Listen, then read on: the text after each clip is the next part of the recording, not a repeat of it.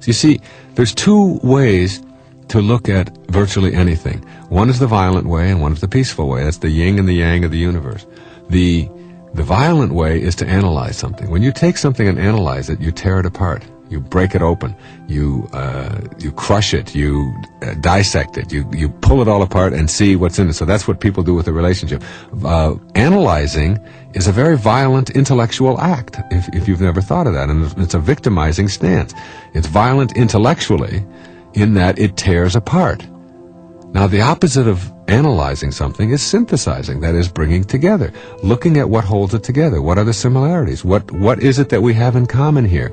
And how much do we enjoy each other? What are we for? If you're in a relationship and you understand that what you think about is what expands, or as you think, so shall you be, is true, and you're thinking about what is wrong or what is missing in your partner, then for you, your experience of them will be what is missing or what is wrong, because what you think about is what expands. So what you want to do is get focused in your relationships on what you are for. What do you like about that person? And observe that. Unless you want the negativity to expand, then focus your mind on that, because whatever your mind is on will be your experience of them. You can't get behind your eyeballs and be that person and be your spouse. You only have your mind to experience your spouse with. And if your mind is on what's wrong, then that's what will be your experience. If your mind is on what's missing, on what you don't like, then that will be your experience. And that's what analyzing a relationship almost always is about. You do this, and I don't like that, and this is wrong, and then that becomes your experience on it. When I look at my wife after being gone on a business trip or whatever, I look at the divineness that is in back of her form. I look at the thoughts, the beauty that is in the invisible part of her, and I'm just grateful that she's there, rather than thinking about all the things that she's done that I don't like or that we argued about or whatever. I don't want that to continue to expand. And so I don't want to analyze our relationship. I just want to love her and be loved for what we are. Because, as Robert Frost said, you love the things you love for what they are. Not for what they ought to be or what they used to be or what they can do for you, but for what they are. When you fall in love with someone, you fall in love with what they are.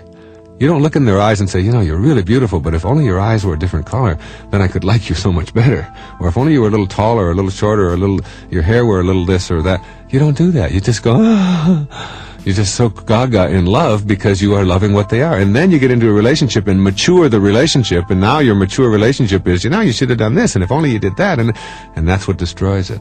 What you want to do is maintain that I love you for what you are. And we don't have to analyze it. When you're falling in love, you don't analyze anything. You just simply enjoy being with each other. Arguing isn't worth defending. I know that people do it. I do it sometimes. I see it as a weakness when I do it. It is not worth defending. Usually the person doing the most talking in the argument is the one who's wrong, who is trying to overstate their case. And I just was reminded of a cartoon that was in the New Yorker, where a fellow said, I'll tell you why I'm yelling. I'll tell you why I'm yelling. I'm yelling because I'm wrong. And it's that kind of admission that you finally realize right in the middle of it that, I'm raising my voice because I don't know what else to do. And I've just realized that I've been arguing isn't worth defending. Arguing really is saying, if only you were more like me, then I could like you much better. That's behind almost every argument that we have. If only you could process the world the way I process it, we wouldn't be having any of these problems. And here's the toughest test for non-attachment. I leave you free to be yourself, to think your thoughts, indulge your tastes, follow your inclination, behave in ways that you decide are to your liking. How's that for a challenge? And so what most of us do in our relationships, and why they are not as successful as we would like them to be, is that we become attached, and we tell ourselves that if this person behaves in a way that I find offensive, then I can't be happy. I make my happiness, my fulfillment dependent upon those people that I love being what I think that they should be. And detachment doesn't mean being a victim. It just simply means I know that I can make my life fulfilled and happy by having a mind that is open to everything and attached nowhere.